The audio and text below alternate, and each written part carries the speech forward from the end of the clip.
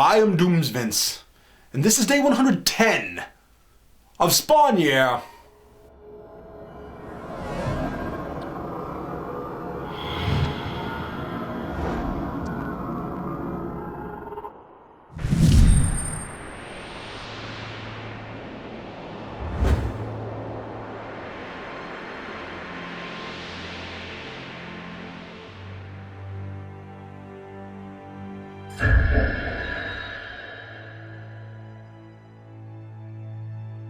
There's a reason I'm a video reviewer and not a detective or a forensic scientist.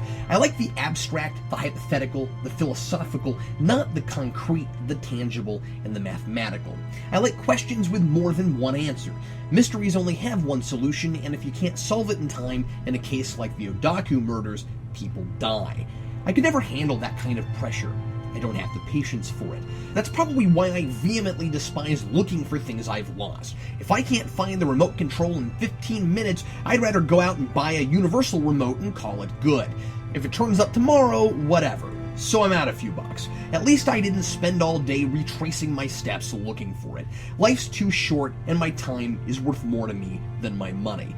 I'm nearly 4 months into this, and I'm no closer to figuring out how Doomsvince has trapped me here, if I'm even dealing with the real Doomsvince. Although, if Vince 1.2 ever really existed, this must be the real deal. And if that's true, I'm completely lost. The most complex scheme I've ever seen Doomsvince pull off previously was his recipe for chicken salad of doom. Spawn Year is one gargantuan waste of time, and I'm sick of looking at all the facts and trying to find a way out. This all started with a sugar coma. Who knows if there is a way out? At least when you're looking for that remote, you know there is a remote. If I thought I could just pay Doomsvince off and get out of here, I'd do it.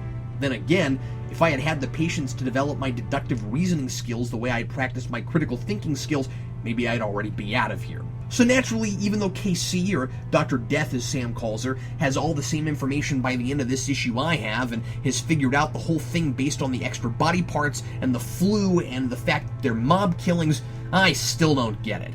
The issue ends before we learn what she's discovered, of course, and this story is so tightly woven, I fully expect to slap myself in the forehead when the whole thing is finally revealed. I really didn't expect Dr. Death to become such an integral character. Up until last issue, she was that typical, no-nonsense, easily annoyed, antisocial mortician.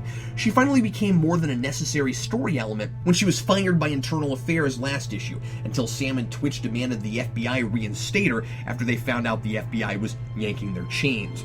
Here, she apologizes to Twitch for being so snippy to him and his partner, and they have some potential romantic chemistry while she treats his arm, expressing what pleasure it is to work on a living patient for once. Twitch spills his guts, finally finding someone to talk to like he was looking for in the bar when this mess began, and tells her about how his wife won't let him see his own children.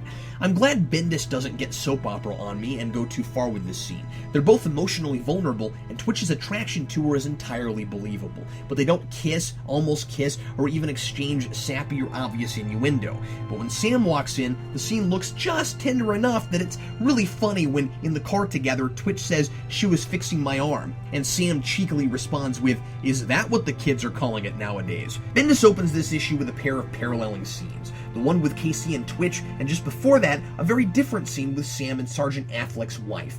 Affleck is the cop who was killed a few issues back and will never realize his dream of playing Daredevil, which would have also been written by Brian Michael Bendis. Each scene provides Sam or Twitch with something he thinks he needs, and both are, in their way, dangerous. She claims to know what Udaku means and everything, and comes with a key she says opens a safety box to the precinct with Affleck's diary, which will conveniently tell them everything they want to know. This all seems way too easy, even to me, and I'm awful at this stuff, and Sam and Twitch don't trust it either.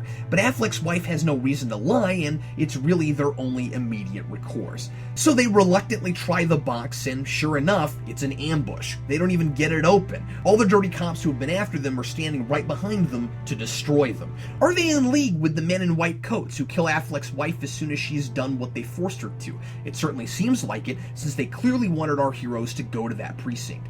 Lucky for Sam and Twitch, the San Giacomos are at least, right now, on their side, wanting them to solve this case since they're the ones who keep getting murdered, and the mob initiates a shootout to facilitate their escape. And that's about it for this issue. I love how nothing in this story is quite what it seems, and that whenever things seem too coincidental, there's a surprisingly satisfactory reason for it. I also like that as this arc is ramping up to a climax and this issue is necessarily plotty, Bendis gives us plenty of character stuff to invest in. These people become more real as the plot thickens, and they aren't lost in the thick of it. You know, like I am. I wish I'd played more Clue as a child. Signed, Captain Logan.